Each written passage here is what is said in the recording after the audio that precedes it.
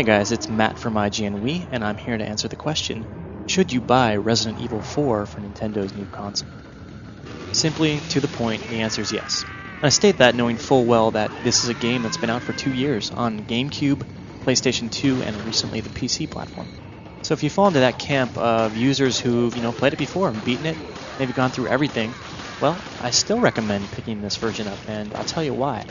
It's because the Wii iteration is the best from the GameCube version, the best from the PlayStation 2 version, and all with some Wii enhancements for good measure.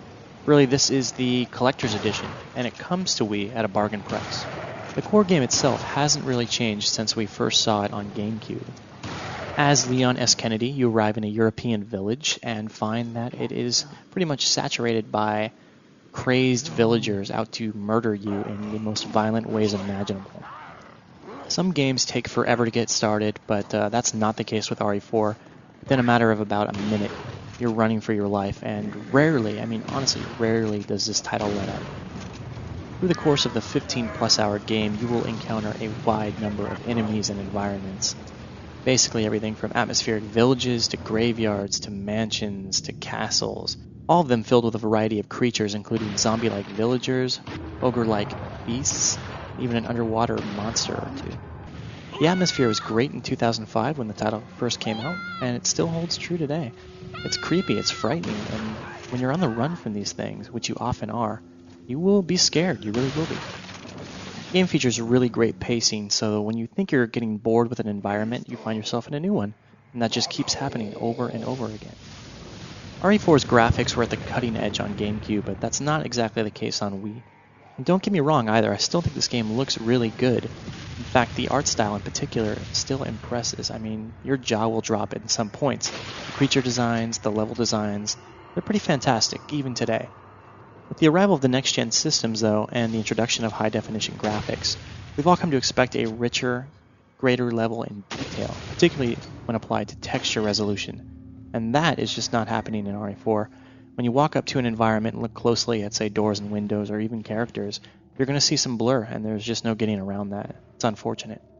Still, as a complete visual package, RE4 remains one of the prettiest titles on Wii, something I'm not entirely excited about because it just shows that most third parties have really been lazy about what they're doing visually on the system. The big selling point with the Wii version here are, of course, the new Wii remote controls. You still control Leon with the nunchuck's analog stick, but now you can actually aim with pretty pinpoint accuracy using the Wii remote at any time. Using the pointer to target enemies is much preferred over the traditional control scheme. You just have more accuracy and more speed at any given moment, and as a result you can play better. Within about 5, maybe 10 minutes, I think you'll be easily pulling off headshots, targeting multiple enemies on the run, and just really feeling much more comfortable with the control setup altogether. Of course, that doesn't mean everything is working perfectly in this new version. Actually, now that we've all been taught to use the Wii Remote to point and turn the screen in first-person shooters and even some third-person action games, you really want to do the same in RE4 and you'll find that you can't. Actually, all turning is still handled exclusively by the analog stick, so you can, in theory, be pointing with the Wii Remote at the far right side of the screen and still turn left with the analog stick. It feels a little clumsy, actually, but certainly no clumsier than using 2 analog sticks. Meanwhile, there's Waggle. Yeah, it's in there. You can shake the Wii Remote back and forth to sprint as Leon, or if you get caught by a villager, you can break free by doing the same thing. It's nice, it feels alright, but it's not going to make or break the experience. One addition I really do welcome, though, is the inclusion of a true 16:9 widescreen mode. As you might remember, that was absent from the GameCube version, later added to the PS2 version. So what this means is that the Wii build actually has 480p and true widescreen going for it. And to top everything else, you've got the added Ada Wong missions from the PS2 iteration as well. And these actually go a long way to extending replay value. If you happened upon the GCN game but never played the PS2 one, there's a lot to see here. All things considered, what you ultimately have with Resident Evil 4 Wii Edition is the collector's version.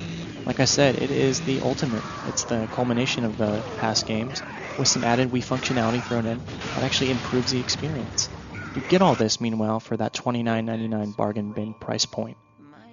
Therefore, the only reason we've really rated this game lower than the other versions is because it's 2 years late.